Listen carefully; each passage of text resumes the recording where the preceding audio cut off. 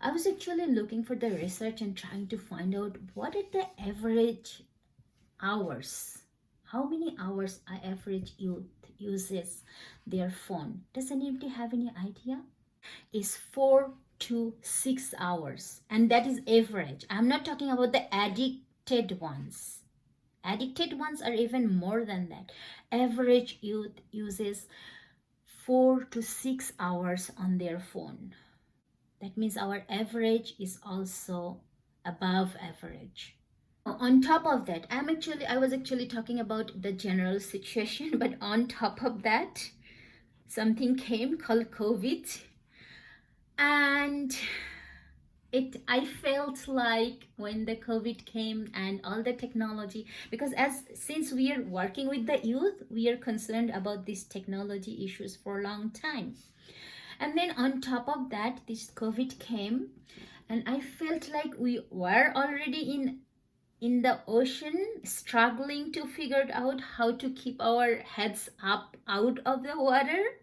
And then a storm came. We have to tackle that storm too. It's way too much difficult for us, the situation.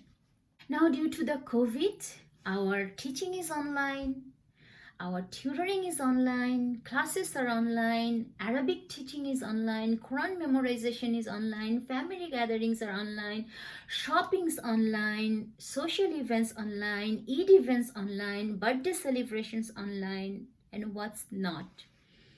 So now it's even more screen. So I feel like we are in a dilemma. We are in a dilemma. This dilemma is huge. We know this generation needs the technology a lot, but at the same time we have that risk of addiction.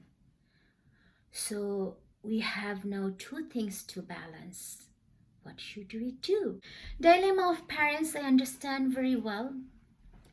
Our children have online classes, parents are busy, parents don't have a lot of time to spend with kids, so they give them the device.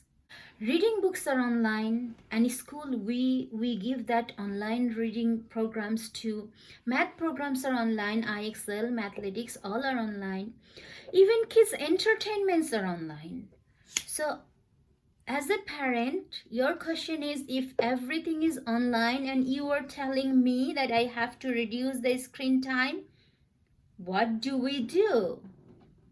Yes, that is the dilemma we all are in as a teacher, as parents. I focus on the problem. Let's come to the solution. This problem is actually connected to your whole life system and the family system.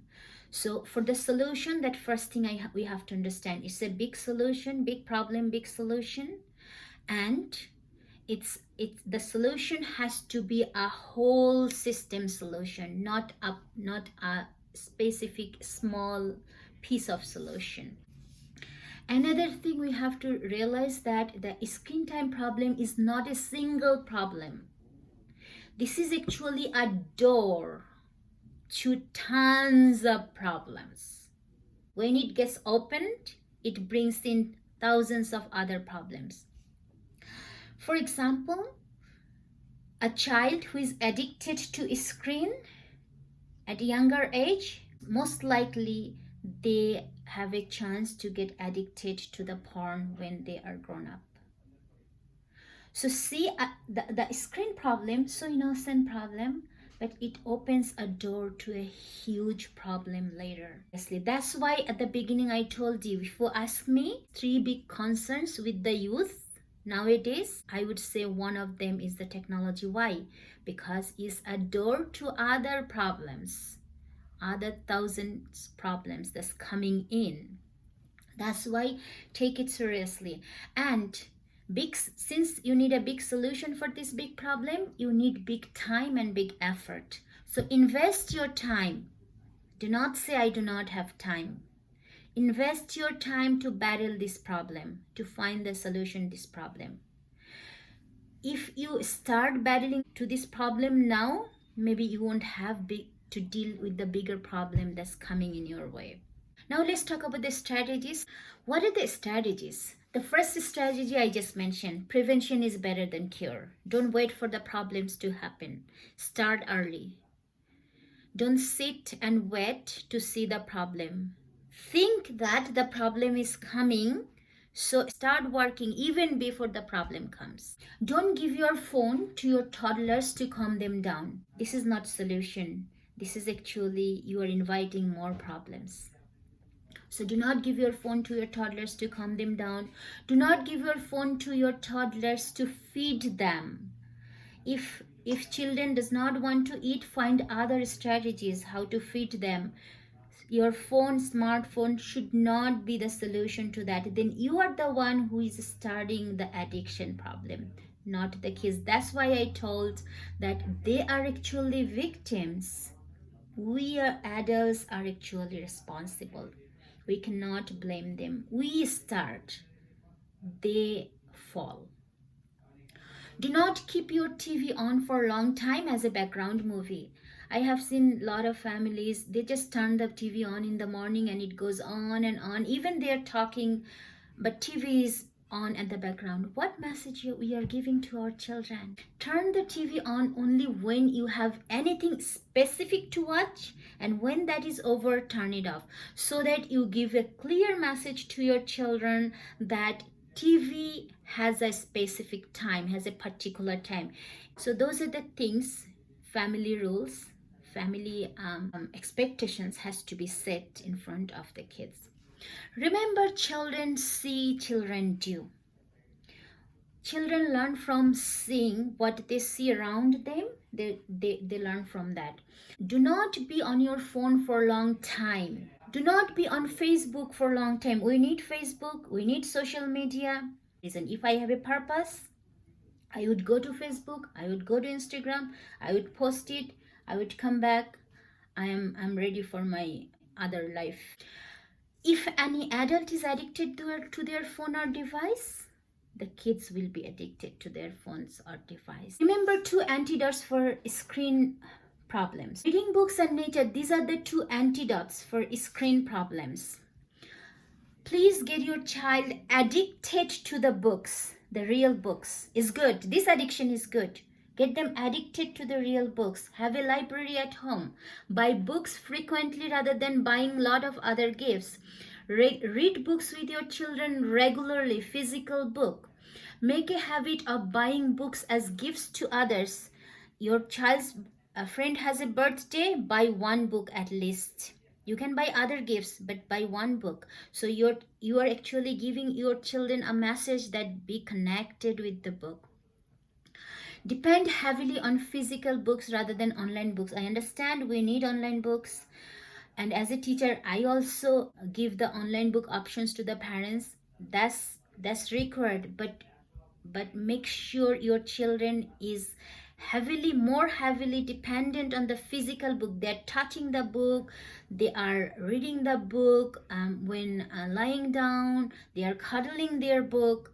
Make that connection with the book, physical book, more than online. The first word that was revealed to our Prophet ﷺ was Ikra. There is a reason for that.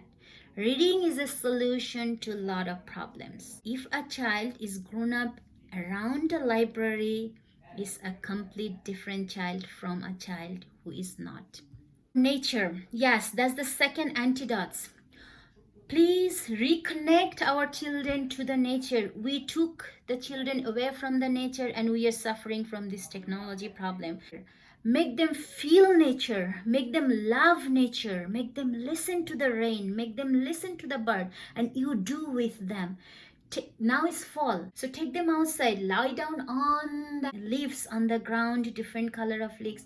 Look at the sky, feel that touch of the leaf, feel that nice blue sky. Give them basic values, and these 4 things I won't be able to cover fully. That requires a full presentation, but I will touch it. Give the basic values to understand the need versus want. Let the kids understand the difference between need and want. They can get want once in a while, maybe once or twice a year, but as a parent you actually are responsible for their needs, not for their wants. Make them understand so they know the social media is not as much as need, is mostly want. Teach them self-control. We are Muslim. In Ramadan, we learn this. Teach them balance.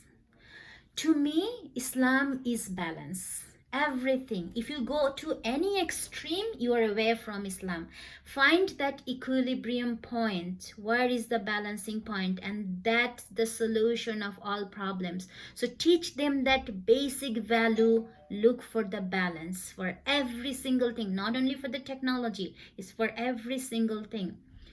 Teach them to understand peer pressure. There are positive peer pressures, there are negative peer pressures. Teach them, talk to them. What are the positive peer pressure you are getting from your friends? Yes, if your friend tell you, you know what, you need to do good in the math. You are not doing good enough. So let's try hard. Then this is a positive peer pressure. If the friend says, okay, you're not on social media, you should be on social media 5 to 6 hours, why are you not? We don't see you that much. That's a negative peer pressure. Teach them to recognize that what is positive peer pressure, what is negative peer pressure.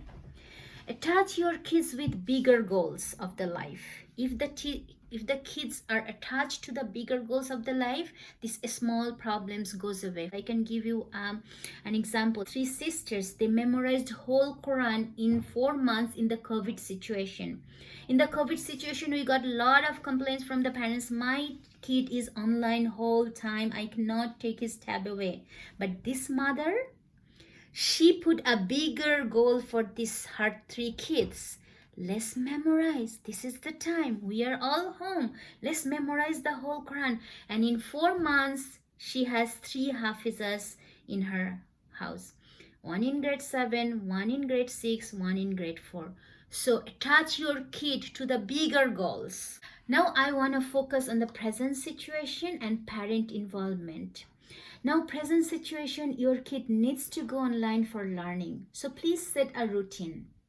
Know the schedule of your kids' online classes. Set time for homeworks. Don't just give them the device and go online classes. No, you need to know the time. You need to know when they are going online and if they are online. Since students are required to use extra hours for learning, take them online entertainment out. Give other entertainments. For example, play board games with them. Do origami with them. Do hands-on things with them. Teach them how to make cupcakes or cook biryani. Take the focus of online entertainment and shift it to the hands-on entertainment. What I recommend the parents, do not give kids the portable devices, laptop. Give them desktop so they cannot just take it in their corner and see whatever they want to see. It's a desktop, is there, they have to come and you can see the screen. That's another thing.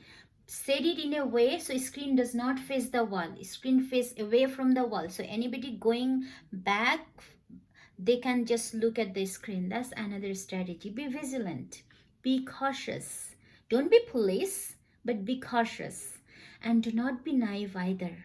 Don't just trust that my kid is angel and doing something. No, they're angel, but they can make mistakes. So don't be naive that they are safeguarded from the mistake. No. I recommend you not to give them high speed and expensive devices. I and my husband, we have been looking for a solution to this technology addiction for a long time, and finally we found an answer, that is origami. This link is a CBC report that's origami used to combat screen time and strengthen communities in Calgary. So that we are doing, we are training the families and youth how to do the origami, and then when the youth and family gets involved with the origami, guess what? They do not ask for device anymore because it's more fun and it's less expensive. You just need scissors, glue sticks, stapler, and a box to organize those things, and couple pieces of color papers. Here you go. They are engaged. They're addicted to origami, which is good. Thank you for watching. Hope this discussion benefited you. May Allah protect us and our family. Assalamu alaikum.